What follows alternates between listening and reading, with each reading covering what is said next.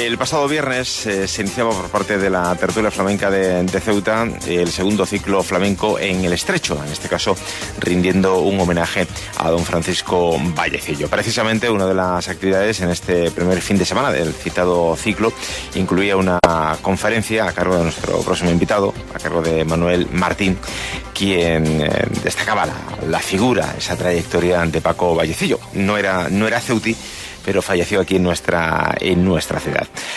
Manuel Martín, buenas tardes. Muy buenas tardes. Hablaba de Paco Vallecillo y la conferencia, por cierto, llevaba por título Un flamenco, Paco Vallecillo, un flamenco en la brecha, una trayectoria impresionante, la de Paco Vallecillo, una figura destacada en el mundo del flamenco ceutí y en general el mundo del flamenco, ¿no? Bueno, en 200 años de vida flamenca, los que nos dedicamos al estudio y profundizamos en la investigación de este patrimonio cultural, yo no doy con nadie que hubiese sido tan culto y personaje tan ilustre como Francisco Vallecillo Pecino, ¿no? Es cierto que nació en Los Barrios en 1914, pero vamos, eligió Ceuta para vivir, eligió Ceuta para crecer, eligió Ceuta para divulgar su pasión, que fue el flamenco, y eligió Ceuta hasta para morir, ¿no? Incluso poco antes de morir, cuando ya se despedía en Sevilla, estaba en el lecho del dolor, me recitaba, porque bueno, yo que con Paco no tuve solamente una relación de amistad, yo creo que prácticamente que sí de vínculo familiar. No lo llevábamos en el ADN, pero sí en el corazón, ¿no? Y él tenía una letra basada en un cante por Sevilla del Loco Mateo, que estaba dedicado a su tierra, a Ceuta, y decía: yo no soy de esta tierra, ni en ella nací. La fortunita, robando, me trajo hasta aquí. Y efectivamente, él quería morir en Ceuta. Y después de lo que pasó el viernes, pues yo de verdad que tenía una deuda, hacía casi 30 años, exactamente 29 años y 5 meses, tenía una deuda con Ceuta, por fin se ha saldado, y qué mejor que el que recibió el legado de Paco Vallecillo, pues de llevarlo a su tierra. Me reconfortó muchísimo el poder reencontrarme con viejos amigos, hace ya prácticamente 30 años. Me chocó que la tertulia flamenca no estuviera donde yo la conocí, y desde aquí aprovecho la fuerza que tiene la cadena SER para darle una sugerencia, no un consejo, yo no soy quien para dar consejo, aunque sea el decano de la crítica, pero es una sugerencia a la institución pública. La tertulia flamenca de Ceuta ha sido uno de las más importantes del tejido asociativo que se ha creado en el territorio español, y debe de volver a ser lo que fue. No solamente fue importante por lo que significó, sino además relevante porque fue referente, espejo en el que el resto del tejido asociativo se miró, ¿no? Y con todas sus actividades, pues claro, sirvió de ejemplo para los demás. El hecho de que se encuentre ahora en un restaurante, pues muy bien, gracias por la acogida, pero allí me faltaban pues prácticamente el 90% de las fotografías que yo conocí, de los momentos vividos. Me pegué un paseíto por Ceuta, ha cambiado muchísimo, afortunadamente, y subí la calle Real, y cuando llegué a la plaza en la que se encontraba la tertulia flamenca de Ceuta, que para nosotros era la catedral del cante, era un templo, porque era una liturgia donde se ponía de manifiesto el cante. Pequeño, perdón, Manuel decía, un templo, pequeño, pero era eso, un templo, era tenía esa magia, ¿no?, cuando se entraba dentro. Sí, el respeto, es que Ceuta le costó mucho ganarse el respeto de los demás, y la obra se debe a Paco Vallecillo. Bueno, todo el mundo le llamaba Francisco Vallecillo, pero vamos, yo por la amistad que tenía con él, Paco Vallecillo, así que me llenó de satisfacción, y para mí siempre ir a Ceuta es un orgullo, evidentemente, ¿no? Porque me retrotrae a otra época, pero en este caso ha sido un honor. Y le hice saber al presidente de la tertulia flamenca de Ceuta, bueno, y a todos los que se encontraban ahí delante, que conmigo cuentan para todo. ¿Por qué? Porque Ceuta es una ciudad que a mí particularmente me debe muchas horas de sueño.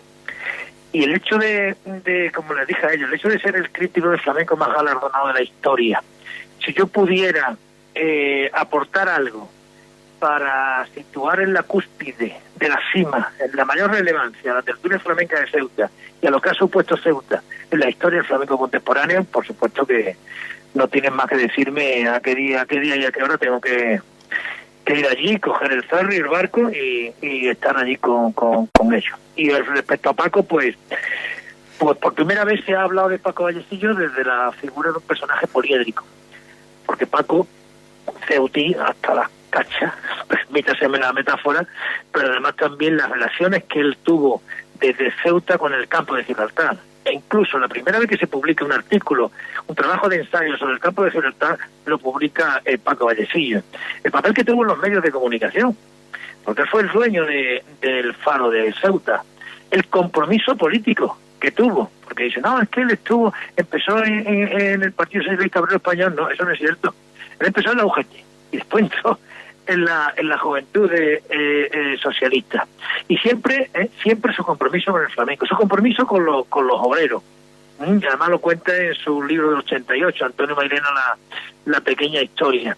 Y después, a partir de ahí, bueno, pues de lo que he citado, como ceutí, como político, pero también como peñista. Como peñista es un ejemplo a seguir. Sin él, los 12 héroes que fundaron la tertulia flamenca de Ceuta, sin esta docena de amigos, allá por febrero de 1971, espero que la memoria no me traicione, estos todos fueron espoleados por Paco Vallecillo. Esta tertulia se ubicó en un local de la calle González de la Vega, ahí estuvo 4 años, y ese mismo año, ya en julio del 71, el 17, crearon el primer certamen de flamenco que se considera como el primer festival de Ceuta, del año 71. O sea que Ceuta ha sobrepasado con creces ya las bodas de oro. Y aquel cartel irrepetible que se celebró en el Teatro Cervantes, pues estuvo conformado por Antonio Mairena, Manuel Mairena, Curro Mairena, la bailadora Isabel Romero y el bailador El Mimbre, hermano de Matilde Coral. Quiero decir con esto que la importancia es tan a tener en cuenta que Ceuta tiene que volver a hacer lo que fue. Después otra particularidad. Cuando los flamencos, sobre todo de la tercera edad, estaban pasando canuta, él crea la institución para la tercera edad de los artistas flamencos. ¿Para qué? Para auxiliar a aquellos que no tenían ni seguridad social, para darle alimento a aquellos que no tenían cuando abrían la boca ni para comer, y etcétera, etcétera, ¿no? O sea que estamos hablando de un personaje irrepetible. Después como mairenista, por supuesto, como escritor había que descubrirse, porque es que además era hostil con los enemigos, pero con una elegancia tremenda. Bueno, y entre muchísimas cosas más, pues también tuve que hacer uso de la memoria, de la que me siento un privilegiado de tener tan buena memoria, y aquellos alanceadores de moro muerto, que ya Paco en el lecho del dolor, prácticamente poco menos que expirante, aprovecharon la oportunidad para meterse con él, vilipendiarlo. Pues, como decía Mercedes, la mujer que en paz descanse, Paco heredó casi todos los enemigos de Antonio Mairena. Bueno, la otra parte te la llevaste tú, me decía Mercedes.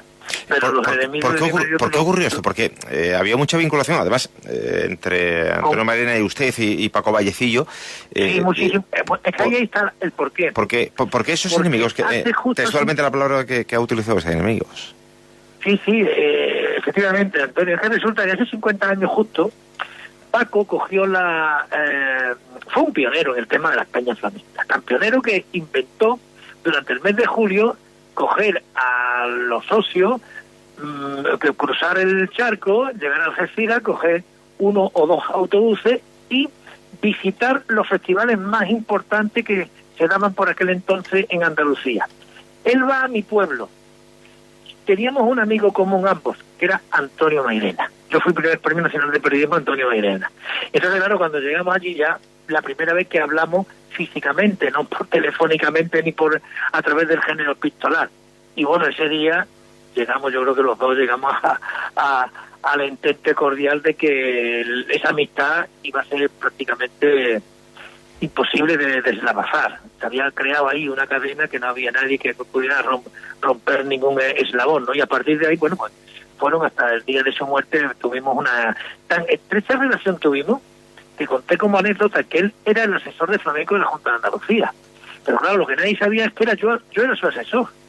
Él cada cosa cada proyecto en el que se embarcaba, porque era un hombre muy imaginativo, muy ingenioso, sabía mucho de flamenco, si es que era el caso, es que tenía el conocimiento, era sensible, distinguía los duendes de los fantasmas, los que se dedican a lo artificial, a él no le iba, los que se dedicaban al numerito cistense, a él no le iba, porque era un hombre muy serio, muy bien formado, y entonces, bueno, pues todo ese legajo, ese género epistolar, pues todo lo conservo yo en mi archivo. Claro, eso es lo que me ha permitido ofrecer en Ceuta un perfil, una cara de Francisco Vallecillo Presino que bueno, pues el 99,9% de la gente pues no lo conocía, ¿no?